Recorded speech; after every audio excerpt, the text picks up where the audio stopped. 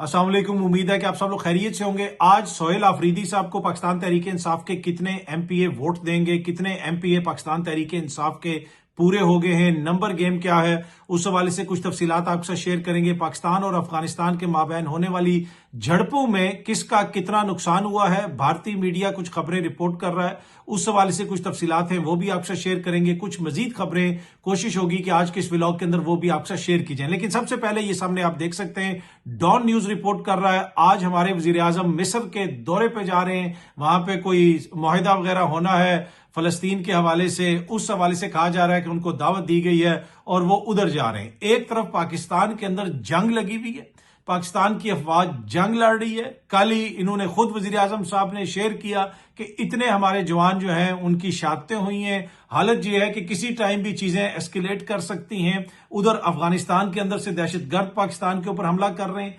इधर जो सूबे के अंदर सूरत हाल है, पंजाब का सूबा, वहां पे टीएलपी वाले बैठे हुए हैं, वहां पे किसी वक्त भी जो है सिचुएशन खराब हो सकती है। दीगर जो मामलात हैं वो भी हमारे सामने है, लेकिन ये दोबारा गैर मुल्की दौरे पे जा रहे हैं। अब इनके दौरों की कोई लिमिट नहीं है, हर रोज इनका एक नया दौरा होता है, नई जगह पे जाते हैं। इन सारे दौरों के नतीजे में पाकिस्तान को क्या मिला, क्या पाकिस्तान की सफारतकारी है कि आज पाकिस्तान की अफगानिस्तान के साथ भी ये हालात हैं, बाकी जो दीगर जगह हैं वहां पे कितनी पाकिस्तान को कामयाबियां मिल रही हैं। जाते तो ये हैं लेकिन लेके क्या आते हैं पाकिस्तानियों के लिए, इनकी तो वहां पे बड़ी अच्छी हॉस्पिटैलिटी हो जाती है, अच्छी जगह पे रहते भी हैं, खाते भी हैं, पीते भी हैं, लोगों से मुलाकातें भी हो जाती हैं। लेकिन इन सारे दौरों के नतीजे में पाकिस्तान को क्या मिला, और खुसूसन इस वक्त जब पाकिस्तान की सरजमीन पे हमला किया गया, पाकिस्तान को धमकियां दी जा रही हैं, भारत जिस किस्म का किरदार अदा कर रहा है वो सबके सामने है। क्या इस वक्त दौरा बनता था जब सैलाब आया हो, ये मुल्क से बाहर जंग हो रही हो, ये मुल्क से बाहर इनको कोई टाइम ऐसा नहीं मिलता जिस टाइम ये 10 दिन पाकिस्तान के अंदर गुजार लें? क्या जरूरी है कि आज ही दौरा करना है? एनीवे, यकीनन इस दौरे में कोई कौमी मुफाद होगा, इसी वजह से वो जा रहे हैं। डॉन न्यूज रिपोर्ट ये कर रहा है कि फॉरेन ऑफिस के मुताबिक इनको मिस्र के सदर,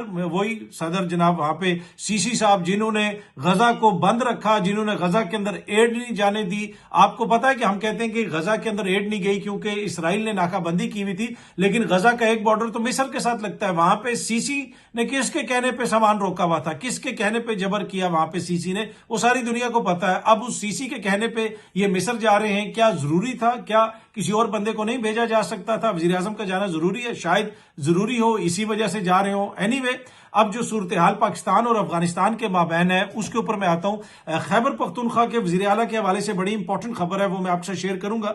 लेकिन वजीर आला के खबर से पहले जो सिचुएशन है अफगानिस्तान और पाकिस्तान के हवाले से, उसको मैं देख रहा था कि भारतीय मीडिया से मुंसलिक कुछ अकाउंट्स और भारतीय मीडिया रिपोर्ट कर रहा था कि इतने पाकिस्तान के जो है वो चीजें तबाह हो गई, ये भी तबाह हो गया, वो भी तबाह हो गया। सिर्फ उन्होंने इतना नहीं कहा कि अफगानिस्तान की नेवी जो है वो कराची के समंदर पे पहुंच गई है, उसके अलावा उन्होंने हर किस्म की खबरें दी। अब देखें, इसमें 2-3 चीजें आपको समझनी पड़ेंगी। अफगानिस्तान की फौज और पाकिस्तान की फौज, कोई कंपैरिजन ही नहीं है, कोई मुकाबला ही नहीं है। अब यहां पे पाकिस्तान की अफवाज ने बहुत ज्यादा रिस्ट्रेंट का मुजाहरा किया है। अब वहां पे बहुत सारे ऐसे टारगेट्स हैं जो पाकिस्तान की फौज हिट कर सकती है। देखे ना उनका इस तरह कोई मुनज़्ज़म कोई फौज है, ना उनकी मुनज़्ज़म कोई इस तरह उनकी तंजीम है कि जो वो कोई बड़े पैमाने के ऊपर ट्रेडिशनल वो जंग लड़ सके, तो वो तो कोई मुकाबला ही नहीं है। वो जिधर जिधर पाकिस्तान आर्मी ने एक्शन किया है वहां से वो अफगान तालिबान निकल गए, भाग गए, और ये कोई नई बात नहीं है। देखें, यहां पे अक्सर एक चीज कही जाती है कि जी 5000 साल तारीख और 10,000 साल तारीख, कभी कोई कब्जा नहीं कर सका।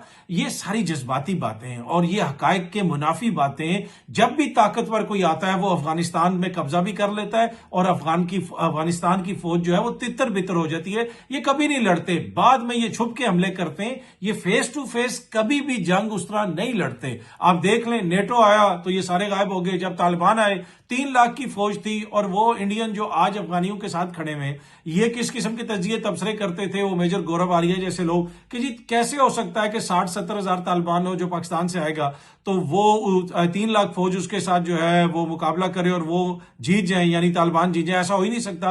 3 लाख फौज जो है वो तो कहीं गायब तो नहीं होगी, लेकिन फिर आपने देखा वो किधर है फौज, वो मुकम्मल तौर पे गायब होगी। तो वो कोई ऐसा नहीं है कि जी वहां पे कोई लड़ाई होगी तो वहां पे वो खड़े रहेंगे। हाँ, آپ نے جا کے وہاں پہ ہم نے قبضہ تو نہیں کرنا، اگر جا کے ہم وہاں پہ بیٹھ جائیں گے پھر آپ کے اوپر اٹیکس ہوں گے، گوریلا جنگ ہوگی، وہ ایک الگ چیز ہے، باقی کوئی ایسا مقابلہ نہیں ہے۔ جس چیک پوسٹ کے اوپر انہوں نے اٹیک کیا، پاکستان نے پرسائز اٹیک بھی کیا اور ان کو وہاں سے بھاگنے پہ مجبور بھی کیا، لیکن یہ ہمارے لیے کوئی خوشی کی بات نہیں ہے، اور یقیناً مجھے پتا ہے کہ پاکستان کا جو حکومت ہے ان کو بھی اس میں خوشی نہیں ہوگی۔ افغان ہمارے برادر اسلامک ملک ہے، ہمارے ہمسایہ ملک ہے، ہم ہمسایوں کے ساتھ لڑنا نہیں چاہتے۔ آپ کو یاد ہوگا جب ایران نے پاکستان کے اوپر میزائل مارے تھے اور پھر پاکستان نے آگے سے ایران پہ میزائل مارے تھے، لیکن بعد میں دیکھیں نا دونوں کی تعلقات بہتر ہو گئے۔ جب اسرائیل نے حملہ کیا تو کون ایران کے پیچھے کھڑا ہوا تھا؟ میں آپ کو خبر بھی دے دیتا ہوں کہ جس وقت ایران کے اوپر مشکل وقت آیا، ایران کے قیمتی اثاثے، کچھ خبریں ایسی ہیں کہ پاکستان میں آ کے پارک ہو گئے، یعنی ان کے جہاز وغیرہ، پاکستان نے بھرپور ساتھ دیا۔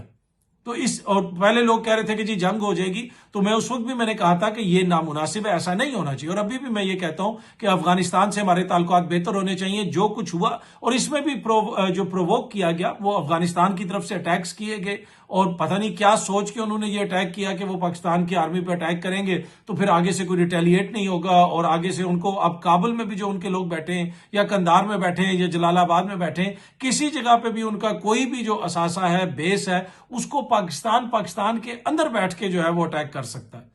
تو یہ تو کوئی مقابلہ ہی نہیں ہے نا۔ ابھی تو پاکستان کی ایئر فورس ہے، دیگر بہت ساری چیزیں، پر اینی وے بارڈر بند ہو گیا ہے، عام افغانی کے لیے نقصان ہوگا، عام افغانی کی زندگی جو ہے، افغان شہری کی زندگی جو ہے متاثر ہوگی۔ بہت سارے لوگ وہاں سے علاج کے لیے آتے ہیں، اور میں ہمیشہ سے اس چیز کا قائل ہوں کہ ہمارے افغانستان کے ساتھ تعلقات اچھے ہونے چاہیے۔ جو افغان شہری پاکستان کے اندر رہتے ہیں، 30 40 سال سے رہ رہے ہیں، ان کو ہم واپس بھیج رہے ہیں، میں سمجھتا ہوں کہ وہ بھی جو ہے مناسب بات نہیں ہے۔ جو پاکستان کے اندر پیدا ہوئے، پاکستان میں رہ رہے ہیں، کاروبار کر رہے ہیں، ان کو پاکستان کی شہریت دی جائے۔ جو لوگ کچھ ایسے ہیں جو جرائم میں ملوث ہیں، دیگر چیزوں میں ملوث ہیں، ان کے خلاف ضرور کارروائی کی جائے۔ تو یہ جو بھارتی میڈیا رپورٹ کر رہا ہے اور ہلا شیری دے رہا ہے افغانستان کو، یہ خود تو انہوں نے جوتے کھائے انڈیا نے، اب وہ ان کو ہلا شیری دے کے جو ہے ان کے لیے بھی مسائل ہی کھڑا کریں گے، کوئی بہتری نہیں لے کے آئیں گے۔ دوسری بات یہ ہے، افغانستان کے جو وزیر خارجہ ہیں وہ بھارت میں، انہوں نے ایک پریس کانفرنس کی، اس میں جناب انڈینز نے کہا کہ کوئی خاتون نہیں آئے گی صحافی، یہ خواتین سے بات نہیں کرتے۔ بعد میں دوبارہ ایک اور سٹیج کی گئی، ایک اور دوبارہ پریس کانفرنس کی گئی، اور وہاں پہ پھر افغانستان کے جو ہیں وزیر خارجہ، انہوں نے خواتین صحافیوں سے سوالات بھی لیے، اور سب سے آگے لائن میں جینز پہن کے، ٹی شرٹس پہن کے جناب سامنے بیٹھی خواتین، انہوں نے بڑے سخت سوالات وغیرہ بھی کیے، اور اس کے اوپر افغان وزیر خارجہ راضی بھی ہوئے، بلکہ وہ دوبارہ سٹیج کروائی گئی کہ جی بلائیں خواتین کو۔ تو یہ حالت ہے، یہ پرنسپلز ہیں، یہ اصول ہیں۔ اپنے ملک کے اندر خواتین کو آپ نے جو ہے تعلیم نہیں دینے دینی، ادھر جا کے بھارت کے جو اندر ہے وہ یہ ساری چیزیں آپ نے مینج کرنی ہے، سٹیج کرنی ہے، خواتین سے بات بھی کرنی ہے۔ پہلے بھی میں نے مثال دی تھی کہ قطر کی شہزادی پیسے لے کے آئے تو سارے افغان کابینہ آگے آ گئی۔ دوسری بات یہ ہے کہ یہ بھارت والے کس قسم کے الزامات لگاتے ہیں افغانستان پہ، طالبان پہ اور اسلام پہ، اور مسلمانوں کے ساتھ یہ کیا کر رہے ہیں۔ اب کچھ دن پہلے ہی میں نے آپ کے ساتھ سٹوری شیئر کی تھی کہ مسلمانوں کو پکڑ کے زبردستی آسام سے ڈیپورٹ کیا جا رہا ہے بنگلہ دیش۔ ایک خاتون کو رات کو اٹھایا اور وہ کوئی 70-80 سال کی عورت ہے، اس کو ڈیپورٹ کر دیا، اور BBC نے پوری اس کے اوپر رپورٹ کی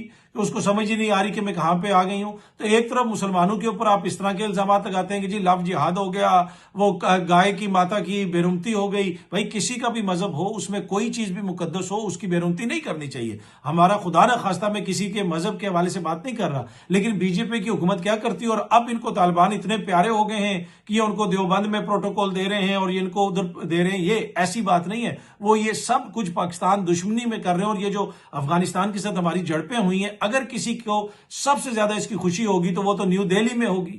یہ کس کا فارمولہ ہے؟ یہ تو نیو دہلی کا فارمولہ ہے۔ یہ کوئی خدا نہ خواستہ کسی مسلمان ملک میں تو اس کی خوشی نہیں ہوگی، اور یہی وجہ ہے کہ جو ہمارے برادر ممالک ہیں، چاہے سعودی عرب ہو، چاہے قطر ہو، ایران ہو، انہوں نے کہا کہ بس معاملے کو یہاں پہ روکیں اور بات چیت سے معاملات کو حل کریں۔ اچھا جی، آج کی سب سے امپورٹنٹ سٹوری، آج نئے وزیر اعلیٰ کا انتخاب ہوگا خیبر پختونخوا میں۔ پاکستان تحریک انصاف کے 92 اراکین جو ہیں وہ پورے ہیں، یہ سامنے آپ دیکھ سکتے ہیں اس تصویر میں۔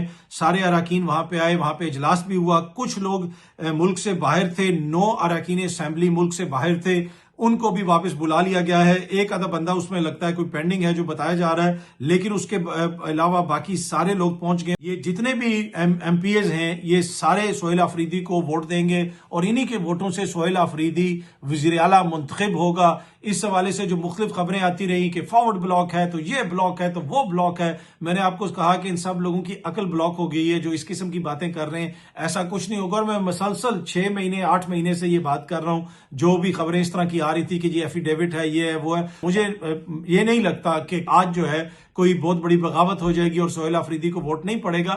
لیکن اب دیکھتے ہیں جناب کہ کون وزیر اعلیٰ منتخب ہوتا ہے، کوئی قانونی رکاوٹ آتی ہے یا نہیں آتی. بائی دا ٹائم آپ لوگ یہ ویڈیو دیکھ رہے ہوں گے یہ ساری چیزیں کلیئر ہو جائیں گی. یہ سامنے آپ تصویر دیکھ سکتے ہیں سہیل آفریدی کی، یہ پرانی تصویر ہے، اس میں اس کو ہتھ کڑی لگی ہوئی ہے، ساتھ مراد سعید بیٹھا ہوا ہے، اور یہ کوئی پرانے کسی احتجاج وغیرہ کی جو ہے وہ فوٹیج ہے یا پھر تصویر ہے.